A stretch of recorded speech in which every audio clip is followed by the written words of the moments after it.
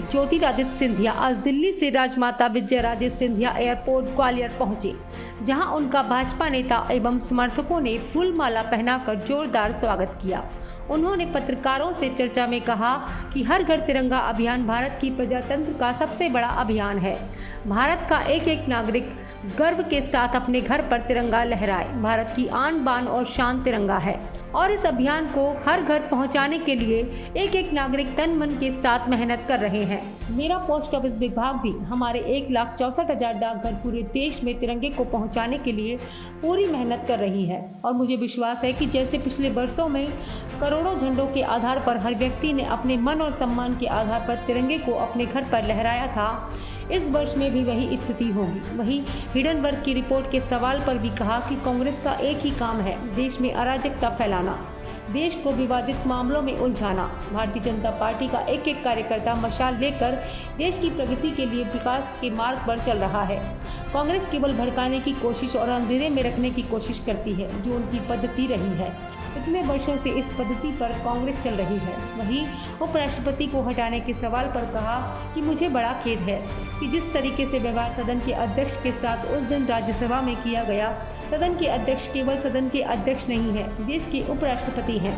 उनके साथ जो बदसलूकी की गई, मैं मानता हूं कि विपक्ष की एक एक व्यक्ति को माफ़ी मांगनी चाहिए कि यह अपमान सदन के अध्यक्ष हमारे देश के उपराष्ट्रपति के साथ नहीं है, यह हमारे संविधान के साथ है, यह हमारे तिरंगे के साथ है। और मैं मानता हूं कि जनता सब कुछ समझती है।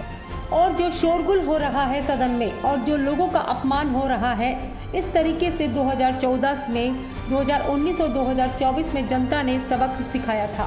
आने वाले दिनों में भी जनता उन्हें सबक सिखाती ही जाएगी। हर घर तिरंगा अभियान भारत के प्रजातंत्र का सबसे बड़ा अभियान है।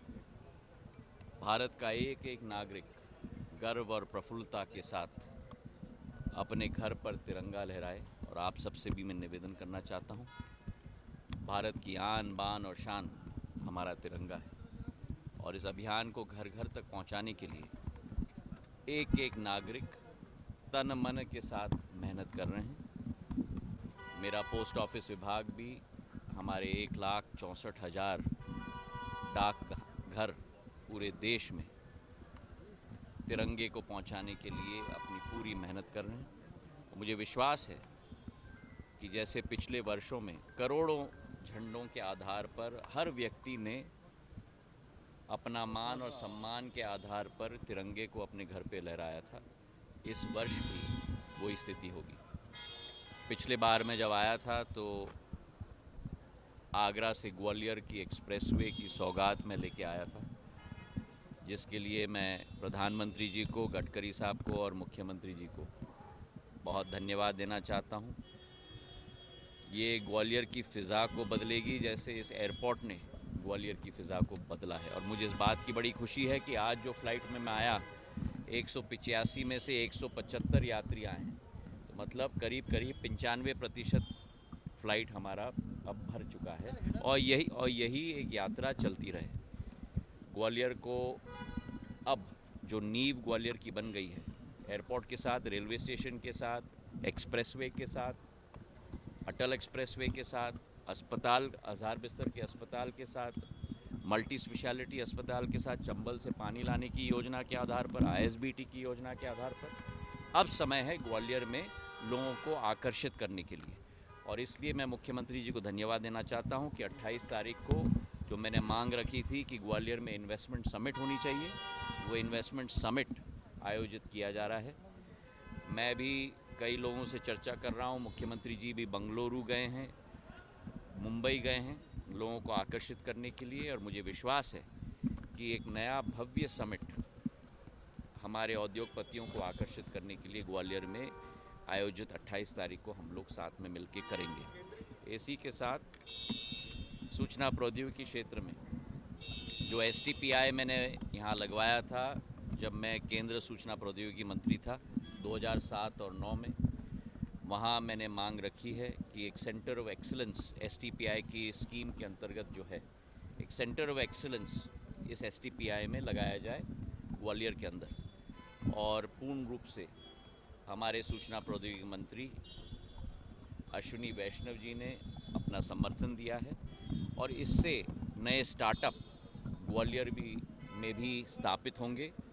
वित्तीय सहायता प्लग एंड प्ले सिस्टम, वित्तीय सहायता 15 लाख, 25 लाख, 40 लाख तक इस योजना के तहत दी जाएगी और एक नई ऊर्जा स्टार्टअप्स के क्षेत्र में भी ग्वालियर में इसके आधार पे आएगी।